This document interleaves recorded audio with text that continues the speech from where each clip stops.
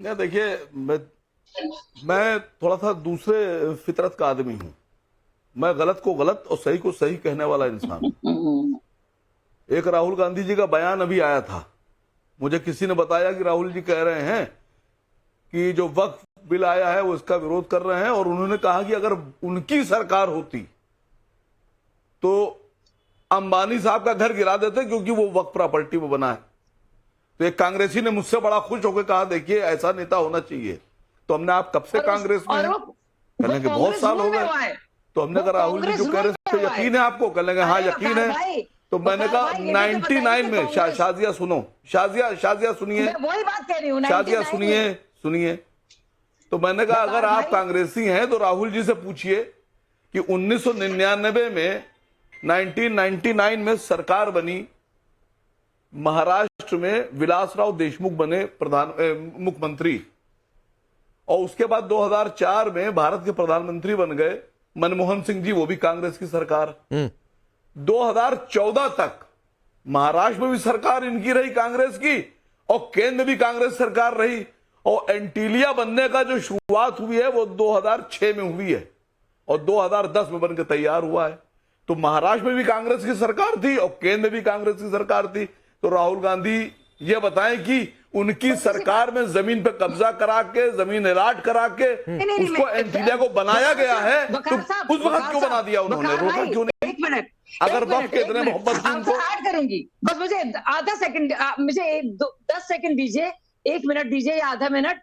जो बात कह रहे हैं वकार साहब, इस बार मैं सहमति रखती हूँ। मैं आपको बता दूं, मैं जानना चाहती हूँ वकार साहब से और all India Muslim person law board से और सारे मेंबर्स से। बड़ी बड़ी बातें अब तो कर रहे हैं आप, और मैं सहमत भी हूँ आपसे। आप बताइए आपने क्या एक्शन लिया है all India Muslim personal law board के उस वकील से जिसका नाम है एडवोकेट यूसुफ हातिम मुचाला, जो बाकायदा लीगल एडवाइजर था, जो कानूनी सलाहकार था all India Muslim personal law board का, उसने बाकायदा ये डील कराई है। तो नहीं, मैं उधर डिबेट में शाजिया अपना स्टैंड असीम वकार ने साफ किया। मैं उधर एंटीलिया से अलग हटना चाहता हूं डिबेट में। मेरा सवाल है कि ये इतनी बौखलाहट क्यों है असीम वकार भाई? 1,21,000 में से 1,10,12,000 के कागज नहीं है, तो ये बौखलाहट है? या फिर लग रहा है कि इसकी आड़ में जो खेल चल रहा था वो बंद हो गया, जमीन खिसक रही है इसलिए बौखलाहट है? बौखलाहट क्यों है इतनी? वही है, पैसा लालच। देखिए बात समझिएगा पहले। अरे भाई मुझे बोलने देंगे आप लोग? नहीं बोलने देंगे? नहीं बोलिए। ऐसे तो किसी की बात नहीं पहुंचेगी। नहीं बोलिए असीम वकार जी, आप बोलिए। डिबेट कन्वर्सेशन इसलिए होता है कि लोग सुने और फिर फैसला करें सही कौन गलत कौन। नहीं प्लीज ज्ञान ना दीजिए। नहीं शाजिया प्लीज, सवाल पूछा गया, जवाब आने दीजिए, फिर आपके पास में आऊंगा। 1 मिनट रुकिए, असीम वकार जी बोलिए। नहीं मैं बताऊं आपसे, अगर मैं किसी आधिकारिक ओहदे पर आ गया उत्तर प्रदेश में या देश में, तो मैं उत्तर प्रदेश वक्फ बोर्ड के चेयरमैन की जांच कराऊंगा, चाहे वो शिया वक्फ बोर्ड हो चाहे सुन्नी वक्फ बोर्ड हो। पूरे हिंदुस्तान में ममता बनर्जी जिस तरह की, सुनिए, अरे बात तो सुनिए, बात तो सुन लीजिए मैडम, सुना कीजिए, ज्ञान बढ़ता है। देखिए जो वक्फ बोर्ड है इनके चेयरमैन सरकार के होते हैं, और आप कह रहे हैं वक्फ बोर्ड में घोटाला हो रहा है, तो चेयरमैन तो आपने अपॉइंट किया है ना, उसको तनख्वाह भी सरकार दे रही है, उसको अपॉइंटमेंट भी सरकार ने किया है। तो इसका मतलब सरकार घोटाला कर रही है ना। घोटाला कौन कर रहा है भाई? आदमी आपका है, पद आपका है, ओहदा आपका है, विभाग आपका है, तो संशोधन क्यों ना हो? फिर संशोधन क्यों ना हो? गड़बड़ी हुई है ना, आप खुद ही मान रहे हैं। अमानतुल्लाह को जमानत नहीं मिली, हाजी यूसुफ ने कितने हारून यूसुफ ने 65 बीघा जमीन बेची प्राइवेट बिल्डर को, वो भी किसी काफिर को, क्योंकि आपके हिसाब से सब हिंदू काफिर हैं। तो आप बताइए। अच्छा 1 मिनट, मैं अश्विनी उपाध्याय को लाता हूं यहां पर। अश्विनी उपाध्याय जी, ये 1,21,000 में से 1,10,12,000 क्या नंबर था जो वैसी ने कहा, इसलिए बौखलाहट? वक्फ बाई यूजर क्यों हटाया जा रहा है? बार बार ये सवाल कह के मुसलमानों को भड़काने की बात हो रही है, ये इसके पीछे का खेल आपको क्या लग रहा है? देखिए राकेश जी, जहां तक मैं 2 मिनट आपसे टाइम लूंगा, जहां तक काफिर की बात है, ये तो आज से नहीं बहुत पहले से चल रहा है कि मैं पाक हूं तुम नापाक हो, जो मानता है वो नेक है, जो नहीं मानता है वो काफिर है। और मैंने तो एक मौलवी साहब से पर्सनल अपने बातचीत में पूछा था कि ये गांधी जी, नेहरू जी, इंदिरा जी, शास्त्री जी, नरसिम्हा राव जी, गुजराल साहब, ये लोग क्या है? ये लोग जन्नत में जाएंगे जहन्नुम में? ये जन्नत में जाएंगे जहन्नुम में जाएंगे? तो उन्होंने बोला गांधी जी भी जहन्नुम में जाएंगे, भगत सिंह भी जहन्नुम में जाएंगे, नेहरू जी भी जहन्नुम में जाएंगे, इंदिरा जी भी जहन्नुम में जाएंगी।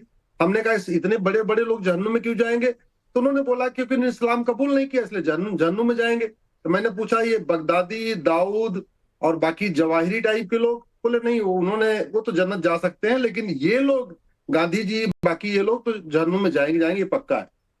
अब मैं आता हूं मूल विषय पे। सवाल ये है कि भारत में क्या केवल मुस्लिम ही रहते हैं क्या?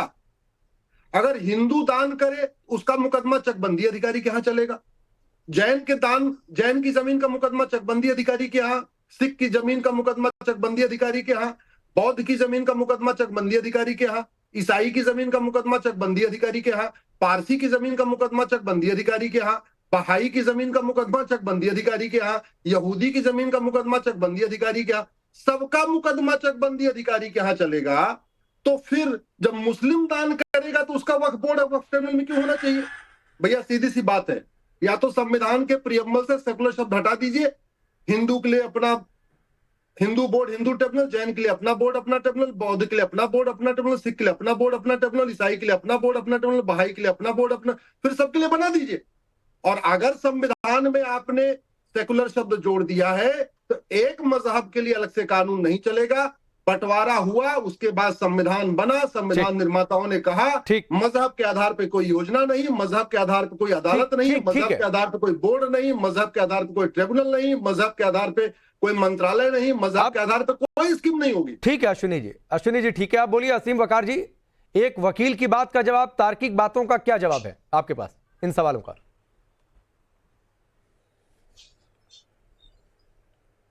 नहीं देखिए, कोई तार्किक बात हो तो जवाब दिया जाए, बाकी सबकी अपनी अपनी जहनियत, अपनी अपनी सोच है। कोई क्या सोचता है, क्या कहेगा, उससे मुझसे मतलब थोड़ी ना। मैं अपनी बात रखने आया हूं। आपने मुझे बुलाया कि ऐसा ऐसा हुआ है, मुझे जो सही लगा मैंने कह दिया। नहीं एक मिनट अश्विनी जी, मैं आ रहा हूं। तो असीम वकार जी, आपको लग रहा है कि अश्विनी उपाध्याय जी जो वकील है वो कुतर्क कर रहे हैं?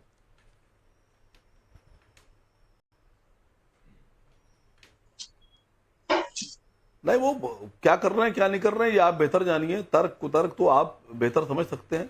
नहीं आपकी राय पूछ रहा हूं। अपनी बात रखने के लिए आजाद हूं। हाँ नहीं आप बिल्कुल आजाद है, इसीलिए मैं आपकी बात पूछ रहा हूं। जी बताइए। नहीं जो अश्विनी उपाध्याय जी ने कही वो कुतर्क है आपकी राय में? एक जमाने में एक अभियान चला रहे थे। नहीं अश्विनी उपाध्याय जी एक जमाने में एक अभियान चला रहे थे कि गायों की रक्षा के लिए। तो मैंने अश्विनी उपाध्याय जी को कहा भी था कि चलिए चल के हम लोग काम करते हैं नॉर्थ ईस्ट में और गोवा में गाय के गोश्त पे प्रतिबंध लगवाते हैं, मुकदमा करते हैं, और जो लोग